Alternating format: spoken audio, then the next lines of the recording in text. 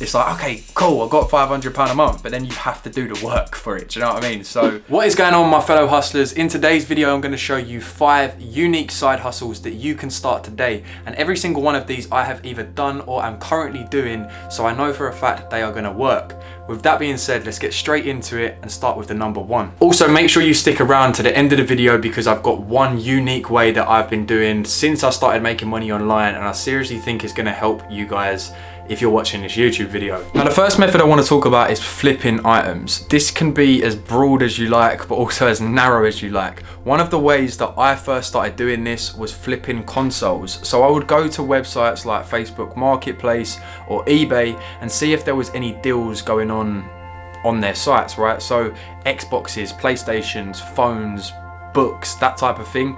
I'd say more consoles than books because of the profit margins, but what you can actually do is go onto those type of platforms, look for people selling, you know, phones, consoles, that type of thing, and then buy those items for cheap, because ultimately when you think of those type of marketplaces, a lot of the people selling products are just sort of looking for some quick cash. So if I, you know, was out of money or I wanted some extra income, I could potentially sell my Xbox or sell my PlayStation, and a lot of the time people are going to put them on for a fraction of the price because they need money. They're putting it on there just for the simple fact that they need additional income. So you can actually benefit from that, buy those products and then literally put them straight back onto other platforms. So for an example, go to Facebook Marketplace, have a search for Xboxes, and then go onto eBay and see what Xboxes have sold within the last 7 days. And if there's a profit to be made there, then go for it.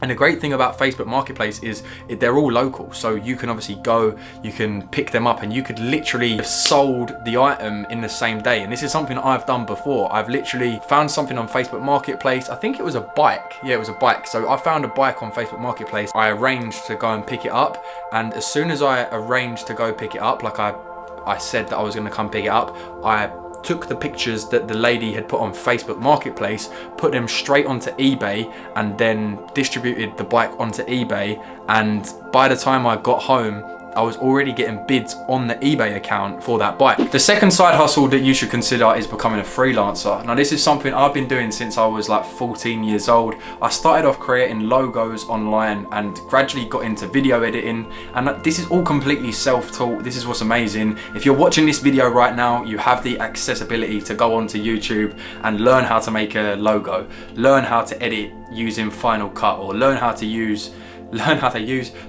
edit using a free application on your computer or your phone. Like, there's literally applications that no matter how you are currently watching this, you have access to a free video editor that you can master and monetize for other people.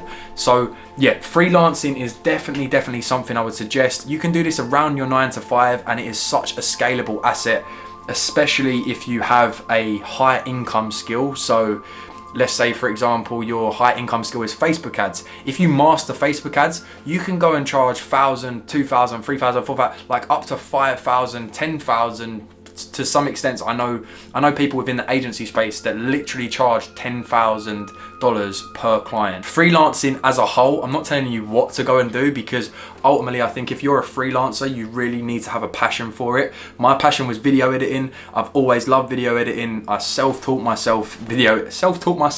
Is that a thing? I was videoing myself and editing my own content. So then when I reached out to other people, I already had a bank of videos that I could show people. Look, I've edited this video, I've edited this video. And then it had some sort of authority that I then had from it. So yeah, freelancing, I'm not gonna go into it in this video to a big extent because I do have another video which I'll leave here to go and get started on freelancer websites. But if you are in a rush and you're looking to just get started now, please go ahead and check out Upwork, People Per Hour, Freelancer.com and Fiverr. See what's working for other people, and I'm sure that you can replicate some other people's success. So you might have guessed it, but the next one is becoming a social media manager. Like I said, this is something that I started when I first sort of started getting, no, it wasn't actually. This is something that I started doing after being online for a while. I was freelancing, doing video editing and creating logos. But then when I was doing video editing and I was sort of asking people, okay, so what are you now going to do with this video that I've edited for you? It's like, oh, okay, we're going to put it onto our Facebook, we're going to put it onto our Instagram. And I was like, okay, well, how about I help you with that for a monthly fee? And then it sort of elaborated. I've done some online courses, learned how to get clients online, which I'll also put another video that I've done on how to use those sort of websites to get new clients for social media management. But social media management is definitely something that anyone, I think, can do. Even if you literally just have your phone, that is basically all you need to create content for someone. Obviously, it's going to be handy if you have access to a computer and stuff like that, but freelancing is definitely something you can do if you've literally just got your phone. Even if it's like transcribing videos. Like, I know transcribing is a very big thing at the moment. The amount of podcasts that are being created at the moment, transcriptions is probably like off the roof. But yeah, social media management is definitely something I would say to jump into, because it's actually a pretty rewarding job as well if you get really good at it, because obviously you're literally managing someone's social media, so you're like the voice of someone's brand, and it can be very, very rewarding if you pick the right clients. And of course, being a social media manager and being a freelancer, if you like, is you have the ability to say yes and no to people. So it's not like if you're working a job and someone says, you know, do this, do that, you know, you've got to do it. If you're a social media manager and you don't think that a particular person or business is a good fit for what you offer, or you know, you don't want to work with that person, then you can say no, and that's what's great. And of course, being a social media manager is a very, very scalable thing, because of course, you know, I run an agency and we manage multiple social media accounts for businesses, and of course you can then build a team around you that can help you deliver that work, and you can essentially automate it like I have. So number 4 is online coaching and training, and I wanted to talk about this and leave this in here because I think this is a very, very, very valid point at the moment. I actually come from a fitness background, if people are new to the channel, and if you are new to the channel, hit the subscribe button, obviously. But yeah, I come from a fitness background, so I've always trained clients, coached clients, and worked with people on like a one-on-one basis or a class format. So at the beginning of this year, actually no, about March of this year, a personal trainer reached out to me and wanted to do some coaching with me, and it was a pretty cool moment for me, because since I got into the entrepreneurial space and started bringing on clients, social media management and stuff, I sort of fell out of the gym niche in a sense, because my ideal clients wasn't gym owners, and you know, I stopped PTing people and just sort of dive deep into what I was doing. So when this personal trainer come to me and was like, Olley, like, I know you used to work in a gym, I know you know how to get clients with PT, whatever, blah blah, and he asked for some coaching from me, and I was like, yeah, for sure. I'm actually going to roll his clip quickly, just like a little testimonial from him, just to give some context. I went to Olley a couple of months ago as I really needed help simplifying and automating my business. Since I've had my phone calls with Olley and the help that he's given me, my business has literally gone from 0 to 10. Big things are now going to happen, and I can only thank him for that. So if anyone needs help with their social media, or needs help with their business, or just anything in general in regards to their business, just give him a call and he'll help you out.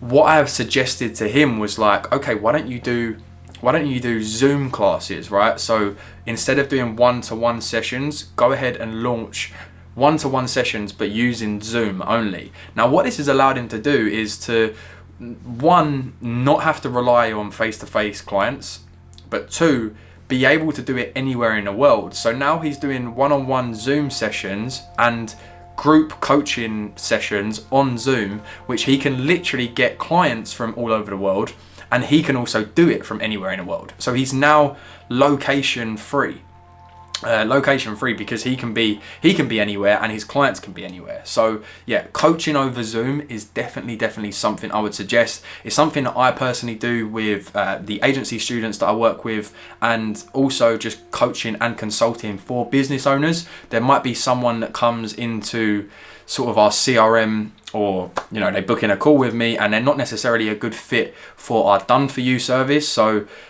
for like my agency actually working with their business. However, they might want to pay for an hour of my time to ask me certain questions and for me to dissect certain areas of their business. And this is obviously something that I can charge for on an hourly basis or a daily basis, however you sort of arrange it. But yeah, online coaching, definitely something I would suggest looking into. Of course, you can't just coach someone about nothing. Like, you need to have a skill, you need to have an asset, you need to have something that you can coach someone on. And of course, you need to be able to be a coach. So don't just go out there and think like you can just charge XYZ for it straight away. Go ahead, get some experience behind you, whether that's doing some like trials or some free sessions just to get some testimonials and stuff. But coaching online is definitely a area that is going to scale in 2020 to 2021. And just as like another example is like, there's like mindset coaches online, and there's people that will pay for that. Like, honestly, there's some crazy stuff online. But yeah, stick to something that you know, stick to something that you can get results for, and then try and scale it from there. And of course, like an extension from like online coaching is going into like digital products. So once you have some results one-on-one coaching,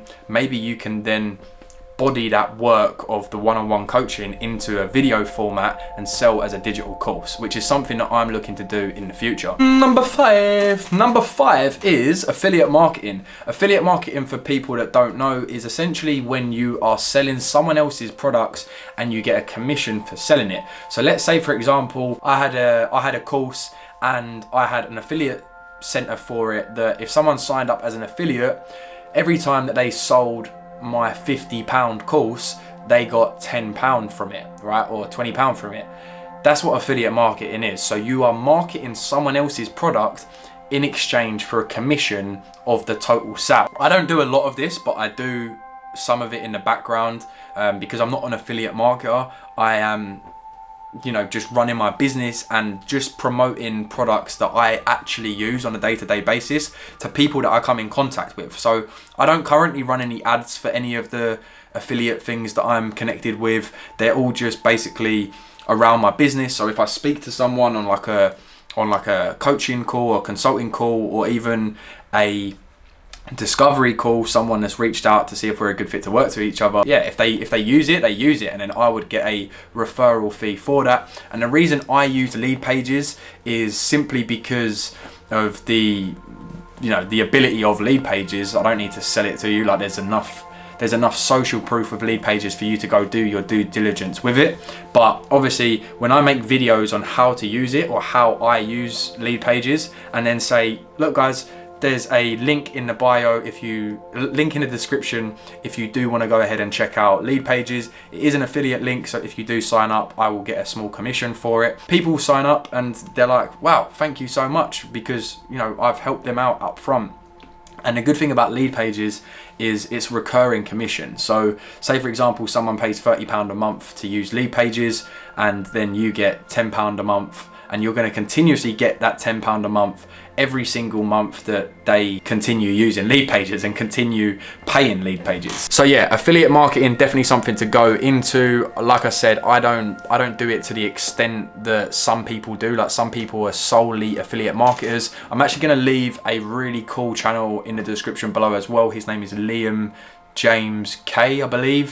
He's absolutely smashing it with affiliate marketing, and definitely inspired me with some of the things that I've done. Like I said, I've not run any ads for affiliate marketing at this time, but definitely something you can do if you're looking to scale solely with affiliate marketing. And if you do have a normal business, even if you have like a service-based business, and you're just looking for a side hustle to do with your like 9 to 5, or even if you're a business owner, you're a service-based business, you're a laborer or something, like, do you know what I mean, like a physical job, let's say like you're a builder or something like that, your affiliate might be, I'm trying to think of an example of like a builder, like even like the tools that they use, yeah, like the DeWalt tools and stuff like that. I don't know if DeWalt have an affiliate scheme, but they might have like an affiliate scheme that when a builder goes in and they're like, oh, where'd you get your tools from, mate, blah blah, oh yeah, I got them from here, blah blah, use this link. Like, that sort of stuff does actually happen. So most companies and most products have an affiliate site affiliate center. So definitely have a look into it, and you'd be surprised some of the things that you probably already use have an affiliate center that if you was to refer people to, you would get a commission back from it. And also, just to add, affiliate marketing is so cool because obviously once you make the sale, you make the commission, you then don't have to do any of the service delivery side of things, and like none of the customer service. So say for example you're a social media manager and you sign up a new client, £500 a month, £1,000 a month or something like that. It's like, okay, cool, I got £500 a month, but then you have to do the work for it. Do you know what I mean? So if you do affiliate marketing, you make the sale, and then once you've made the sale, you go and try and make another sale and make another sale and another sale, because obviously it's someone else's product. So the customer service side of things, the delivery side of things is all down to the actual product or the company that you are marketing. Wowza. Okay, and the bonus tip is of course finding ways to get people to smash the like button for the YouTube algorithm. And of course I'm talking about creating a YouTube channel. I don't want to sit here and tell you like, oh, making a YouTube channel is the best thing, blah blah, but I would definitely suggest for pretty much anyone that wouldn't mind getting on camera, or even if they don't want to get on camera, right, of making a YouTube channel. Because for me, it really allows me to become an authority within the space, and just to build relationships with people, because there's certain people that come to me and they email me and be like, Olley, I've watched like loads of your videos, blah blah blah, like are you around for a call? Or like I've got a link in the bio in the why do I keep saying that today? I've got a link in the description of all of my videos that is to book in a call with me. And people can book in calls with me 24/7 on autopilot. And the fact that I have a YouTube channel can literally mean by the time that I jump on a Zoom call with these people, they could easily have watched 5, 10, 15 of my videos and honestly feel like we're best friends at that point, because they've spent so much time with me. It still blows my mind. At this moment in time, I have 1,115 subscribers, and I've literally had people like stop me and be like, oh, I've seen your YouTube video. And I'm like, what?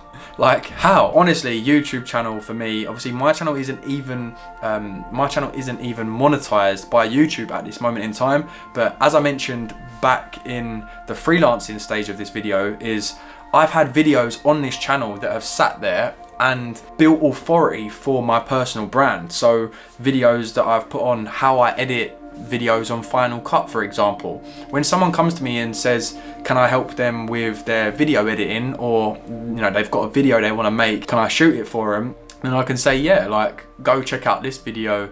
This shows sort of my process. This shows some of my older videos that I've made for clients and whatnot, blah, blah. But you can continuously build that authority and leverage those videos while not directly making money online. And of course, when it comes to affiliate marketing, you can make like reviews of certain products or certain softwares and services, and then of course use that YouTube traffic to help you with the affiliate marketing side of things.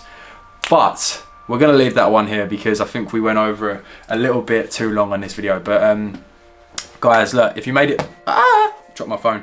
Guys, if you did make it all the way to the end of this video, I just really wanted to thank you. Like I said, we're sitting at 1,115 subscribers. I cannot thank you guys enough. Honestly, I'm gonna continue uploading YouTube videos for the rest of October, and then I'm going to slow it down to 3 videos a week, and I'm just going to be providing value upon value. So keep smashing that like button for the YouTube algorithm, hit that subscribe button to make sure you never miss an upload by me, and stay safe, stay hustling. Take care guys, I'm going to see you in the next video. Peace.